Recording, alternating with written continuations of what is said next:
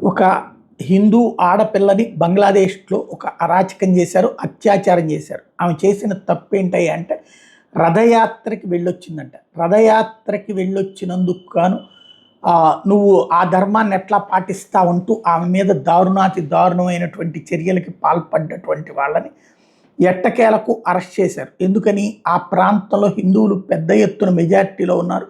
తిరుగుబాటుతో పాటు అవసరమైతే ఆ ప్రాంతానికి ఇక భద్రతా దళాలు రానియకుండా, పోలీసులు రానియకుండా పూర్తిగా తమ హస్తగతం చేసుకుంటామనే స్టేజ్ వచ్చింది. ఇప్పుడు దేశంలోని వివిధ ప్రాంతాలు, బంగ్లాదేశ్లో ఇప్పటికే సరిహద్దు ప్రాంతాల్లో కొత్త కాన్సెప్ట్ వచ్చేసింది. ఏంటంటే అక్కడ ఇప్పుడు ఆ ప్రాంతం మాదేనంటూ బంగ్లాదేశ్ సైన్యాన్ని రానియనటువంటి ప్రదేశాలు ఉన్నాయి. ఇది బర్మాలో ఉంది, బంగ్లాదేశ్లో ఉంది.